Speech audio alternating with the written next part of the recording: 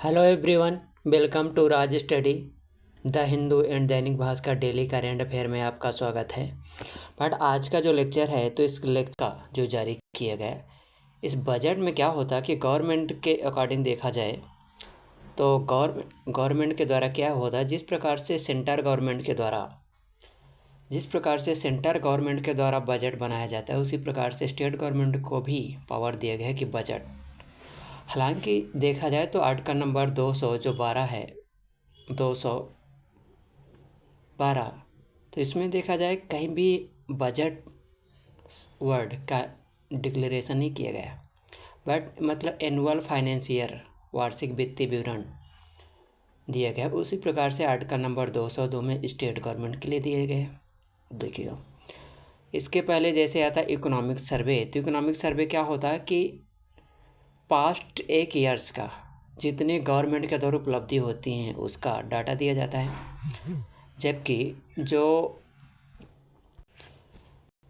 जबकि जो इसमें देखा जाए तो जिसको बोला जाता है कि जब बजट में गवर्नमेंट क्या करती है कि एक्सपेंडिचर, आय और व्यय का क्या है, एक प्रकार से औसत होता है। और गवर्नमेंट टारगेट रखती है कि कितनी इनकम हुई और कितना व्यय हम लोग करेंगे, इन दोनों का कम्बिनेशन होता है।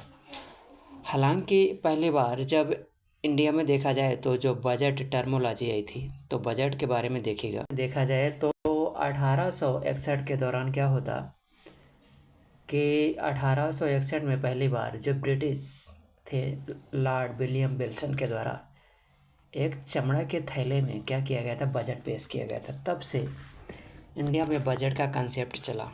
ठीक, अब 2024-25 में देखेगा कि अलग अलग सेक्टर में देखेंगे कि कितना गवर्नमेंट एक्सपेंडिचर करेगी। और ये जैसे है कि ज्ञान पर फोकस किया गया है, तो ज्ञान का मतलब क्या होता देखिएगा, एक प्रकार से क्या फोकस एरिया, जैसे गरीब कल्याण, अंत्योदय की अवधारणा को साकार करना, ये हमारे एथिक्स से जुड़ जाएगा। युवाओं के कौशल का विकास एवं रोजगार उन्मुख प्रशिक्षण देना, ये भी हमारे पेपर नंबर 4 में एथिक्स में किससे जुड़ जाएगा, एंटरप्रेन्योरशिप से। अन्नदाता की आय में वृद्धि, तो हमारा इकोनॉमिक से जुड़ जाएगा। नारी शक्ति, तो नारी शक्ति जो ज्ञान है, तो ये क्या है कि नारी शक्ति के बारे में है, तो ये जुड़ा गया हम एक तो हमारे निबंध से, दूसरा हमारे समाजशास्त्र, राइट। और अगला देखिएगा दोस्त, अब दोस्त इसमें क्या हुआ है कि एमपी गवर्नमेंट के द्वारा जो दैनिक भास्कर के अकॉर्डिंग यदि देखा जाए तो इसमें जैसे जो बताया गया है कि देखिएगा कि 5 सालों में 2019 से 2025 तक के बीच में देखा जाए तो पता है कितने परसेंट का बढ़ती, किसमें, कर्ज में। अब जब कर्ज में इसमें वृद्धि हुई तो देखिएगा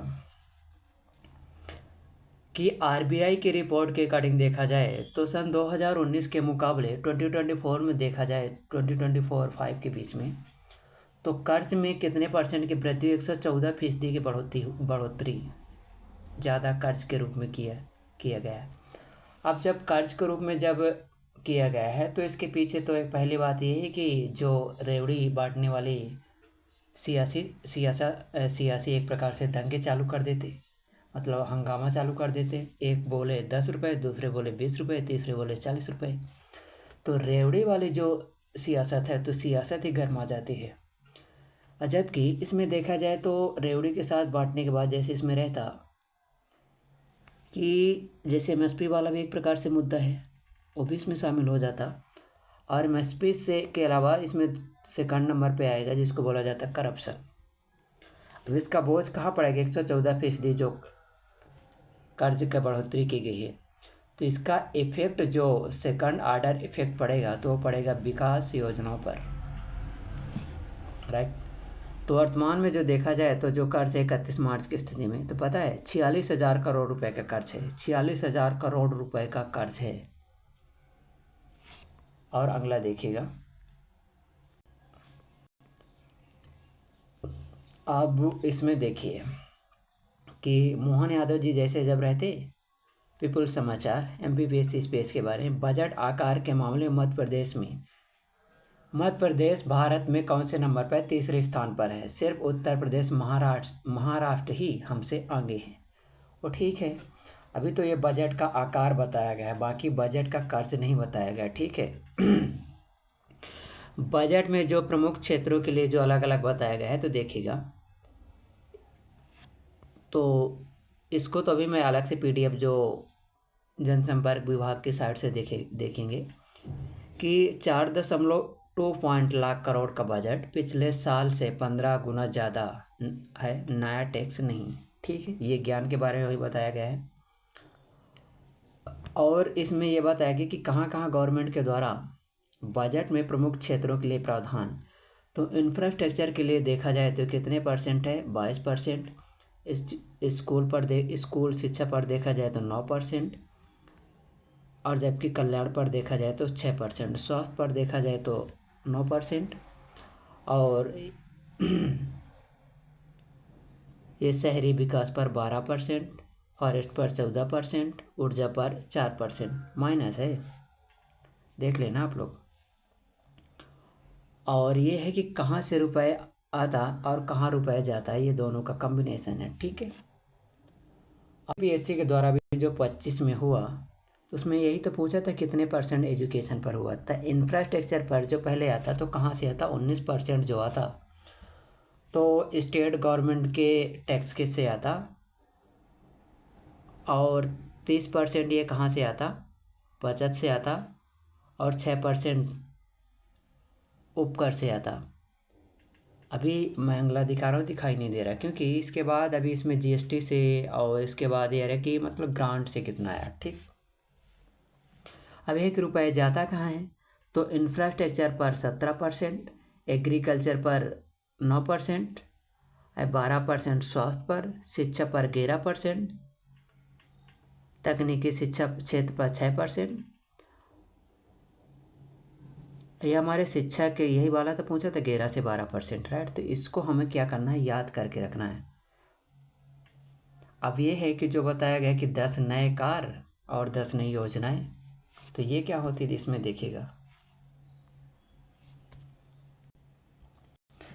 तो देखिएगा कि जीडीपी में कितने परसेंट की वृद्धि हुई है।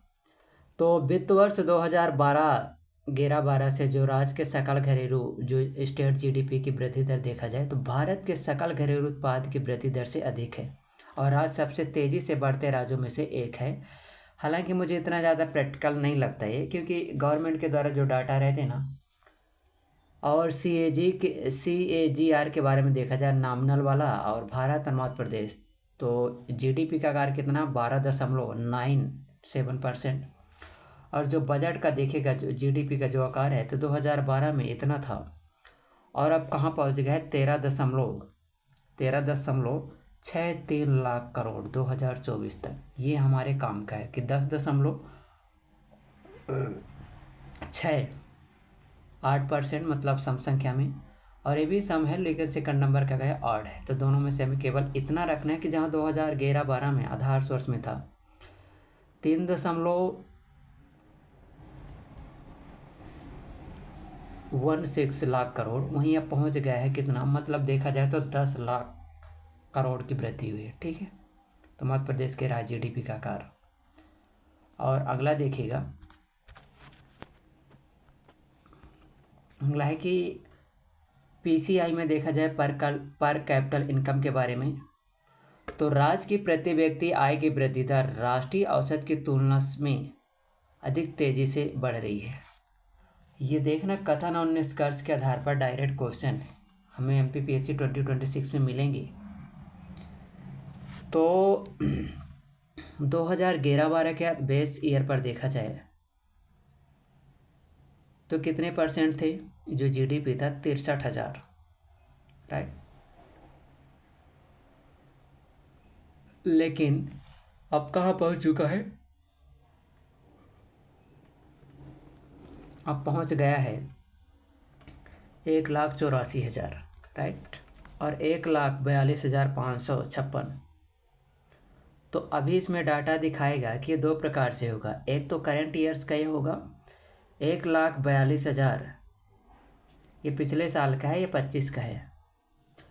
तो CAGR जो नॉमिनल है 2012 से 24 के बीच में जो वृद्धि दर दिखाई गई है, तो 9.29% इंडिया की जी पर PCI का डेवलपमेंट है, जबकि एमपी का कौन से स्थान है, तो एमपी के बारे में देखेंगे 11.53% PCI में वृद्धि हुई। तो ये डायरेक्ट कथन और निष्कर्ष के बेस के आधार पर क्वेश्चन पूछा जा सकता है कि निम्नलिखित में से कौन सा कथन असत्य है। पहला कि मतलब मध्य प्रदेश यानी कि राज्य प्रति व्यक्ति आय की वृद्धि दर पर राष्ट्र के बढ़ते हुए राज्यों में से एक है। दूसरा, राज्य की प्रति व्यक्ति आय दूसरे सबसे तेजी वृद्धि दर के राज्यों में से एक है। ऑप्शन नंबर 3 कि मतलब भारत मध्य प्रदेश की जो प्रति व्यक्ति आय भारत के प्रति व्यक्ति आय के बराबर है। और चौथा, भारत मध्य प्रदेश की जो प्रति व्यक्ति आय है तो भारत के प्रति व्यक्ति आय से कम है। तो इनमें से दो गलत हो जाएंगे, है ना, क्योंकि पहले नंबर पर जो तो वृद्धि में देखा जाए तो तीसरे परसेंट पर है, कौन सा नंबर है, तीसरा, जबकि परसेंटेज में कितना 11.53% का देखा गया है ना। तो ये था। और इसके बाद राष्ट्रीय औसत का 77.4%। ठीक। अब विकसित भारत विकसित मध्य प्रदेश, ये जो टारगेट रखा गया है,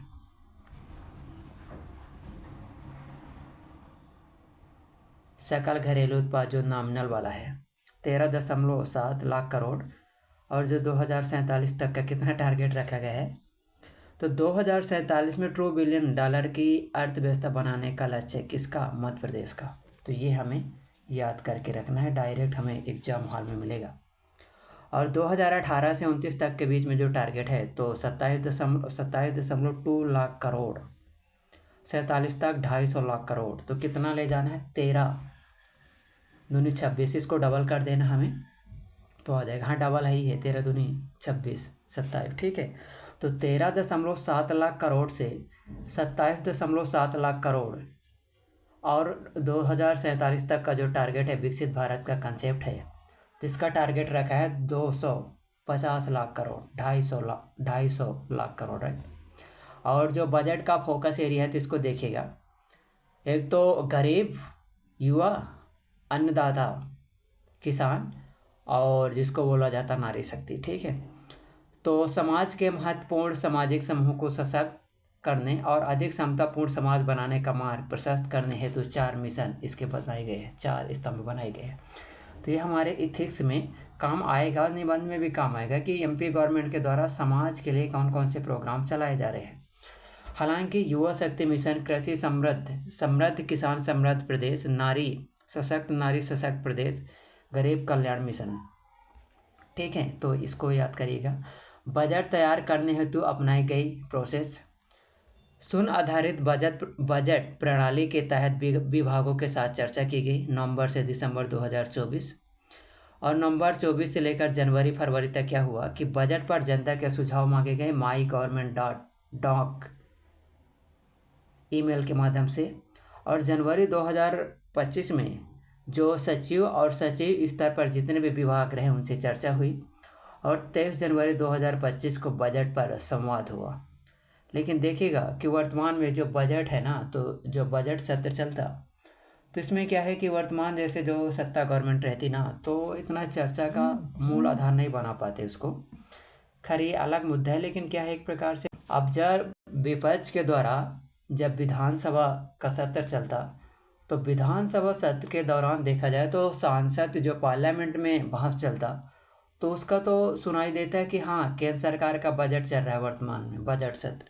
लेकिन जो स्टेट गवर्नमेंट है, स्टेट गवर्नमेंट का जो बजट सत्र है, इनके बारे में तो जानकारी बहुत ज़्यादा नहीं मिल पाती।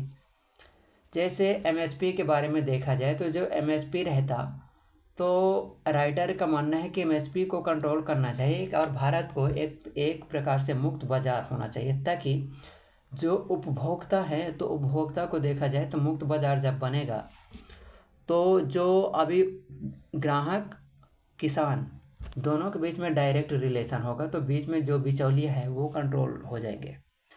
लेकिन इसके बीच में ये भी देखिएगा ना, हो सकता है जो बिचौलिया है तो जागरूक किसान है, लेकिन जो आम फार्मर है वो हर किसान जागरूक थोड़ी ना है।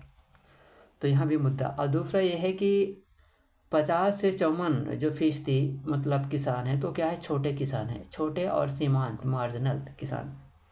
तो जो छोटे किसान होते, तो छोटे किसान के द्वारा देखिए क्या होता है कि एक तो इनके पास क्या है, भू स्वामित्व बहुत कम होता। जब भू स्वामित्व कम होता, तब भू स्वामित्व के कम होने के कारण सेकंड ऑर्डर इफेक्ट के बारे में आएगा कि इनके पास साधन कम होते। और ये भी हो सकता है कि जानकारी का अभाव होता, लेकिन मैं इस बात से ज़्यादा सहमत नहीं हूँ। क्योंकि सतना जिला में जैसे देखा जाए तो वहाँ जो कोल जनजाति जानकारी है उनको, लेकिन क्या उनके पास लैंड नहीं है, भू स्वामित्व का अभाव पाया जाता है। राइट। यह की पहल है कि देखिएगा, शून्य आधारित बजटिंग का पहला कार्य जो इम्प्लीमेंटेशन किया गया, तो जो शून्य आधारित बजटिंग है तो पहली बार राज्य स्तर में लागू की गई। इसमें प्रत्येक चरण के देखा जाए तो प्रत्येक व्यय के औचित्य का क्या किया जाता है, मॉनिटरिंग का क्या काम किया जाता है। और मॉनिटरिंग का काम करने के साथ साथ क्या होता है कि नवाचार के फलस्वरूप लगभग 2000 बजट लाइन कम हो जाती है, ठीक है, और 15,000 करोड़ की बचत हो जाती है। ये है शून्य आधारित बजट। तो एक तो क्या है, 15,000 करोड़ का जो बताया गया कि 15,000 लाइन मतलब कितना, 15,000 करोड़ की बचत होती है। दूसरा, डेटा एनालिटिक्स के बारे में, राज्य के बजट में डेटा एनालिटिक्स का जो उपयोग किया जाता है, डेटा का संसाधनों के बेहतर आवंटन, आय व्यय प्रभावी मॉनिटरिंग एवं पुनरावंटन और वित्तीय आवश्यकताओं के फोरकास्टिंग करने के लिए किया जाता है। डेटा एनालिसिस किया जाता है। NSNA स्पार्स का कार्यान्वयन, राज्य में SN स्पर्श प्रणाली लागू की गई है ताकि निधियों का रियल टाइम ट्रैकिंग, पारदर्शिता में वृद्धि और सरकारी योजनाओं के लिए संसाधनों का कुशल उपयोग सुनिश्चित किया जा सके। सरकारी कर्मचारियों और लाभार्थियों के लिए eKYC का कार्यान्वयन इम्प्लीमेंटेशन किया जा रहा है। दूसरा, पूंजीगत निवेश हेतु राज्यों को विशेष जो अनुदान दिया जाता है, ग्रांट, वो भी तो राज्यों को, जो राज्य स्टेट गवर्नमेंट है, तो जितनी भी स्टेट गवर्नमेंट होती, तो स्टेट गवर्नमेंट के बीच में देखा जाए तो क्या होता कि राज्यों का जो इंफ्रास्ट्रक्चर है, तो इंफ्रास्ट्रक्चर का डेवलपमेंट करने के लिए वित्तीय सहायता प्रदान की जाती है, जिससे आर्थिक विकास, रोजगार सृजन और राज्य वित्त में सुधार होता है, ठीक है। और यह कि सरकारी कर्मचारियों एवं लाभार्थियों के लिए eKYC का जो इम्प्लीमेंटेशन किया जाता है, सरकारी कर्मचारी और लाभार्थियों के लिए eKYC का कार्यान्वयन तेज, सुरक्षित और कागज रहित पहचान सत्यापन सुनिश्चित करता है। तो ये eKYC इलेक्ट्रॉनिक माध्यम से KYC करेंगे। तो सन और स्पर्श, तो क्या एक प्रकार से देखा जाए तो क्या ये भी डिजिटली है, तो ट्रैकिंग किया जाएगा। राइट। अगला देखिएगा, बजट का जो आकार है तो 6,12,961 करोड़ रुपए का 2029-30 का टारगेट रखा है। जबकि वर्तमान का जो टारगेट है, तो वर्तमान में कहाँ है, तो 24-25 का जो बजट है तो इतना है, कितना, 4,65,000, ठीक। जबकि यहाँ कितना, 4,61,000। तो कितने परसेंट की शायद वृद्धि हुई, इसमें देखा जाए तो 15% की वृद्धि हुई। और अगला देखिएगा, अनुमानित राजकोषीय घाटा GDP के कितने परसेंट है, 3%। जबकि एक एक्ट आया था जिसको बोला जाता है FRBM। जो FRBM एक्ट आता दोस्त, तो इस एक्ट के माध्यम से बताया गया था कि physical responsibility budget management act 2003 में आया था। और जब 2003 में आया था तो MP गवर्नमेंट कब इसको लागू किया गया, तो MP में लागू किया गया था 2005 में, डायरेक्ट MPPSC के द्वारा पूछा जा चुका है। तो 2024 का बजट जो 25-26 का था, तो ये कितना था, 4,21,000, जो कि 26-27 का कितना रखा गया है, 4,65,491 करोड़। 2030 तक का टारगेट है 6 करोड़ ले जाने का। तो खैर ये अलग बात है, क्योंकि वर्तमान में देखा जाए तो जितना गवर्नमेंट के द्वारा स्कीम चलाई की जाती है, उन स्कीम कोई भी स्कीम आज तक पूर्ण रूप से सफल नहीं हुई। अब अगला देखिएगा जो हमारे काम का अति ही महत्वपूर्ण फैक्ट है। इसमें क्या है कि इसमें देखिएगा एक बार कि कुल प्राप्तियां, राजस्व प्राप्तियां कितनी हुई, 10% की वृद्धि हुई। कितना, 3,75,340। जबकि कैपिटल रिसिप्ट कितना हुआ, 84,000 मात्र। और कितने परसेंट की वृद्धि हुई, 14% की। तो टोटल रिसिप्ट में देखा जाए तो कितने परसेंट की वृद्धि हुई, 14% की। और टोटल व्यय में देखा जाए तो रेवेन्यू एक्सपेंडिचर कितना हुआ है, 2,90,00,000। तो ये कितने हैं, 15% का, ठीक, कुल एक्सपेंडिचर। जबकि विनियोग की राशि कितनी है कि 15% की वृद्धि हुई। तो विनियोग की राशि कितना है, ये देखा है कि देखिएगा कि 4,21,00,000, ठीक है। तो जो रेवेन्यू सरप्लस है तो 618 करोड़ का है। तो इतना हमारा है कि कुल रिसिप्ट कितनी हुई, 15%। उनमें देखा जाए तो हिस्सेदारी कितना, 26, ये दो इनका वृद्धि देखा जाए तो यहाँ से 84% की वृद्धि हुई है, सॉरी 84,000 है, 26% की वृद्धि हुई है। लेकिन कुल व्यय में देखा जाए तो 15% है ना, ये 15% कुल व्यय, और ये कितना है, 14%। तो थोड़ा 1% ज़्यादा है, ठीक है। लेकिन जो विनियोग की राशि है तो 15% है, मतलब दोनों वही है जो कुल व्यय किया जाता है, दोनों का ही।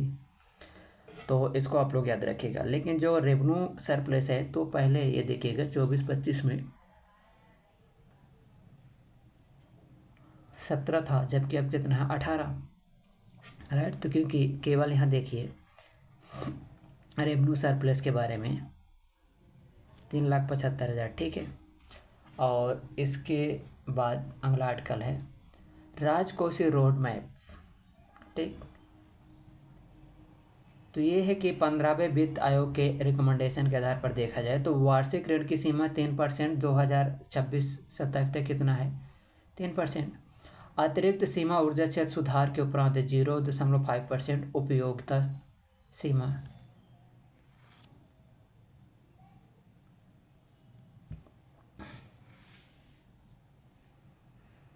जबकि पूर्व वर्षों की अनुपयोगिता उधार सीमा 2021-22 से 2023-24 पूंजीगत कार्यों के लिए दीर्घकालिक ऋण केंद्र से प्राप्त जो अतिरिक्त सहायता है तो कितने परसेंट है, देखिएगा 24-25 में कितना, 4.15%, लेकिन 4.66% है। और टोटल कितना दिया गया है इसमें देखिएगा तो ये है नील।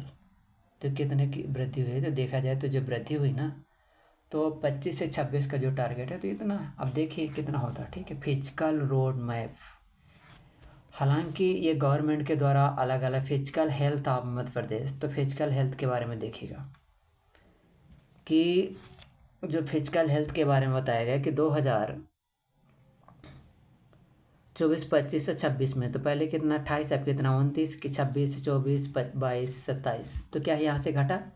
2020-21 में फिजिकल हेल्थ देखा जाए तो 27.58% था। अब कहाँ हो गया, टारगेट रखा गया 28 का, जो कि इसके पहले ये कितना था, 28। तो थोड़ा सा वृद्धि हुई, ठीक है। तो ये घट पूछ सकता है। और इसके बाद अगला आर्टिकल देखिएगा कि IPPR interest payment as a percentage of revenue receipt. तो रेवेन्यू रिसिप्ट के बारे में देखिएगा, इसमें क्या है कि 10.87% के बारे में और 9.84% के बारे में टोटल जानकारी दी गई है। तो ये कितना है, 26-27 का टारगेट रखा गया है। 25-26 का रेवेन्यू रिसिप्ट कितना है। तब ब्याज का योगदान रेवेन्यू, ब्याज भुगतान का राजस्व प्राप्तियों से जो प्रतिशत है ब्याज का भुगतान करने में, तो कितना ब्याज का भुगतान करने में जाता पता है, 9.84%। जबकि 2024-25 में कितना था, 10.26%, थोड़ा सा कमी हुई है। लेकिन ये क्या है, सभी ये राजकोषीय घाटा के बारे में देखिएगा कि जो राजकोषीय घाटा रहता है तो राजकोषीय घाटा के बारे में यदि देखा जाए तो कितना है, ये कितना टारगेट रखा गया है कि देखिएगा कि 78,900 2 करोड़ का है, जबकि 2024-25 में कितना 62,000 था। टोटल कितना 4%, अब कितना है 4.6%, वही जो भी बताया गया है।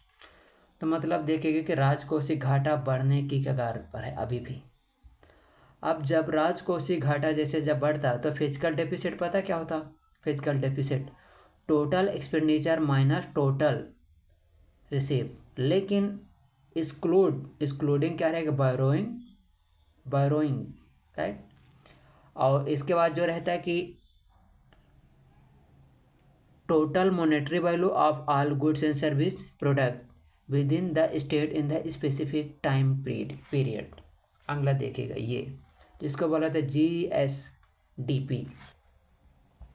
तो 4.66% रहने का टारगेट रखा है। क्या है? Physical deficit. Total expenditure minus total revenue excluding burrowing, ठीक है। व्यय की गुणवत्ता क्वालिटी ऑफ एक्सपेंडिचर। राज ने व्यय की उच्च गुणवत्ता बनाए रखी। RECO indicate more focus on long term investment versus spending on immediate need. व्यय की गुणवत्ता में प्रथम स्थान। नीति आयोग के द्वारा जो क्वालिटी ऑफ एक्सपेंडिचर, तो व्यय की गुणवत्ता में प्रथम स्थान। तो नीति आयोग के द्वारा जारी राज्य स्वास्थ्य सूचकांक मतलब स्टेट हेल्थ इंडेक्स जो रिपोर्ट तैयार किया गया है, जिसको बोला जाता है कि रेवेन्यू एक्सपेंडिचर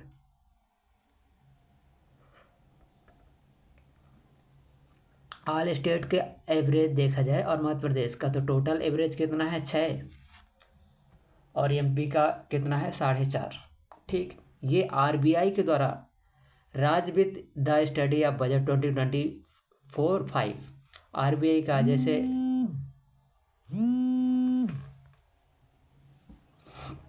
तो जो राजकोषीय स्वास्थ्य सूचकांक है, तो इसके बारे में देखिएगा। ये हमारे काम का है कि व्यय की गुणवत्ता में प्रथम स्थान, लेकिन मुझे भी नहीं लगता कि इतना जल्दी हो सकता है ना, क्योंकि अब जो रेवेन्यू डेफिसिट है ये क्या होता है, सरप्लस क्या होता है रेवेन्यू डेफिसिट के बारे में, ये हमारे ज़्यादा काम का नहीं है। बस एक रेवेन्यू डेफिसिट हमें पता होना चाहिए कि जैसे कितना है, तो ये देख ले इतना हमारे काम का है।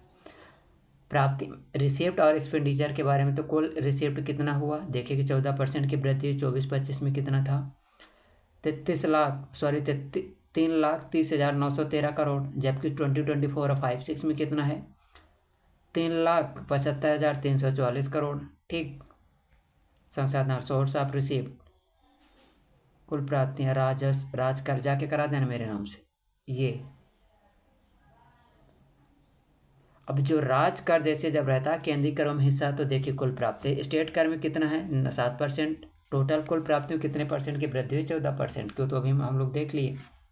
अब अगला है कि राज कर में कितने परसेंट के जो कमी हुई ये वृद्धि हुई, तो कितने परसेंट की वृद्धि हुई 7 की। केंद्रीय करों में कितने परसेंट का जो हिस्सेदारी है वृद्धि हुई 17 की वृद्धि, जो कि बजट का अनुमान इतना है। और जो कर इतना राजस्व तो कितना है 4 का। केंद्र से जो अनुदान प्राप्त किया जाता है 8 का। अन्य जितने भी कैपिटल एक्सपेंडिचर रिसिप्ट है तो कितना है 26% राइट। अभी और टारगेट काउंट रुपए कहाँ से आता ये देखेगा। अब रुपए कहाँ से आता तो देखिएगा 29% तो आता स्टेट टैक्स से, 30% आता तो सेंटर करों में से के हिस्से में से। तो इसको ऐसे लगाने को देगा ग्रेटर देन के। करेक्टर में 6%, केंद्र से अनुदान कितने परसेंट दिया जाता तो 13%। केवल 3 ही याद रखने लायक है, एक तो 30% सेंटर गवर्नमेंट से, 30% यहाँ से, 29% यहाँ से और केंद्र से यहाँ 13%। 3 फैक्ट हमें याद करने लायक है राइट।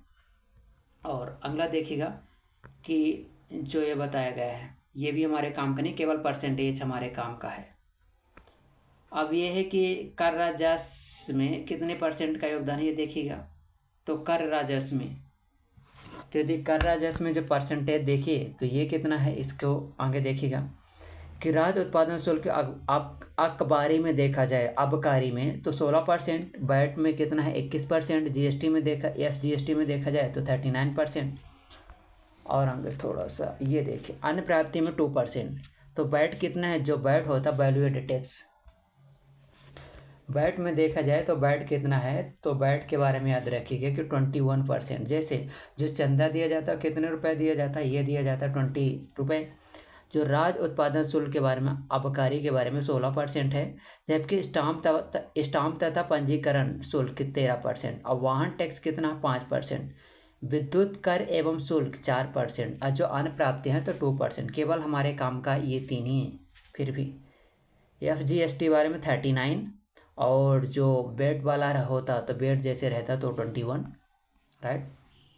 और स्टेट नॉन टैक्स रेवेन्यू के बारे में देखिएगा, खनिज के बारे में जैसे जो बताया गया है कि खनिज कितना है कि 12 दशमलव, कुल अनुमानित बजट कितना है 15.52। तो ये हमारे जो टैक्स के बारे में 4% है, ये कितने 4% कि विगत वर्ष में जो जितनी भी वृद्धि हुआ तो कितने परसेंट की वृद्धि हुआ, 4 की। देखिएगा यहाँ जैसे खनिज में जो जैसे खनिज से कितना प्राप्त हुआ, वन से कितना हो, सिंचाई से कितना प्राप्त हुआ। खनिज से देखा जाए तो 24-25 में कितना था 11,510 करोड़ में है ये, जबकि 2024-25-26 में कितना है रहने का जो अनुमान लगाया गया है। तो ये बजट में अकॉर्डिंग देखा जाए तो 12,000, और जैसे वन से कितना है 1650 और 1552, तो क्या है इस बार वन से कम हुआ है। सिंचाई से 800, तो 894 उसमें क्या है वृद्धि हुई। अन्य प्राप्ति कितनी हुई तो 6,000, मतलब 6500 मान के चलिए तो 68, केवल वन में वृद्धि हुई है। करेक्टर राजस्व में परसेंटेज देखा जाए तो सिंचाई का 4%, खनिज का 57%, और वन का 7%, सिंचाई का 4% रेवेन्यू प्राप्त होता। एक्सपेंडिचर के बारे में देखा जाए तो व्यय के बारे में एक्सपेंडिचर जैसे है, तो अभी हम लोग टोटल जैसे रिसीप्ट में कितने परसेंट की वृद्धि हुई 14, जबकि ये है यहाँ जो बताया गया कि टोटल जो एक्सपेंडिचर में कितने परसेंट का वृद्धि हुई है, कितने 15% का, ठीक है। रुपए कहाँ जाता है तो ये देखिएगा, रुपए कहाँ जाता तो इंफ्रास्ट्रक्चर में जाता 17%, एग्रीकल्चर में जाता 9%, हेल्थ में जाता 12। तो क्या जिसका हेल्थ नहीं रहता तो 12 बजे जाता, जैसे स्कूल की जो शिक्षा रहती है ना, तो पता है कितने बजे शिक्षा चालू होती, 11 बजे, ठीक। और सामाजिक जो सोशल वेलफेयर स्कीम है तो कितना है 6%, नगरीय एवं ग्रामीण विकास कितना 12%, रोजगार क्षेत्र 1%, संस्कृत क्षेत्र में 0.4%, समान सेवा में कितना 9%, अन्य सेवाएं 3%, ब्याज भुगतान में 7% जाता, पेंशन में 7%, और ऋण भुगतान में 7%। तो ये हमारे लिए दोनों है यदि गवर्नमेंट टैक्स न ले, हालांकि वो बैरोइंग न करे, तो बैरोइंग जब गवर्नमेंट नहीं करती ना तो ये हमारा बच जाए कितना परसेंट पता है 14% बच जाए। तो ये हमारे काम का, ठीक है, 17, 9, 12, 11, और इसके बाद ये समान से ये भी हमारे काम का नहीं है। रेवेन्यू एक्सपेंडिचर कितना है तो रेवेन्यू एक्सपेंडिचर के बारे में देख लीजिए 2025-26 में कितना है 2,90,000, ठीक है, और पहले कितना था 2,60,000, मतलब देखा जाए तो 30। और कैपिटल एक्सपेंडिचर कितना है तो एक रेवेन्यू एक्सपेंडिचर इतना है कितना 2,90,000, और जबकि कैपिटल एक्सपेंडिचर कितना है तो देखिए कैपिटल एक्सपेंडिचर कितना है मात्र 85,000। और बाप रे, जब तक कैपिटल एक्सपेंडिचर नहीं बढ़ेगा ना तो इंडिया में किसी प्रकार का या कभी भी देखा जाए तो रोजगार जनरेट नहीं होगा, बेरोजगारी दर बनी रहेगी। अगला देखिएगा वेतन का राजस्व प्राप्तियों से जो परसेंटेज है तो देखिए 22.9%। पेंशन का राजस्व प्राप्तियों से परसेंटेज के बारे में देखिएगा 10%। आर्थिक सामाजिक क्षेत्र के लिए जो प्रावधान किया गया है तो अनुसूचित जाति तो 16% तो किसका रहेगा SC का, और 16% रहेगा समान का, और अनुसूचित जाति का रहेगा अनुसूचित जाति का जैसे है कि ये है ST का, ST का कितना है 60%, सामान का कितना है 23% और जबकि इनका कितना है 16%, किसका 80 का। सब स्कीम के लिए अलग अलग प्रावधान किया गया है। और ये क्षेत्रवार देखिएगा कि एग्रीकल्चर में ये हमारे काम का नहीं है, ठीक, केवल परसेंटेज हमें याद रखना है। तो ये for imported document release to 5 year 2025-2026 please scan QR code budget अनुमान। Thank you very much for watching of this video. खैर अभी जैसे यहाँ जैसे दिया एग्रीकल्चर के कितना है 50% की वृद्धि हुई, 26,000 करोड़ था, अब कितना 39,000 करोड़। 50 ये कैसे हो सकता है, फिर तो 40% की वृद्धि हुई ना।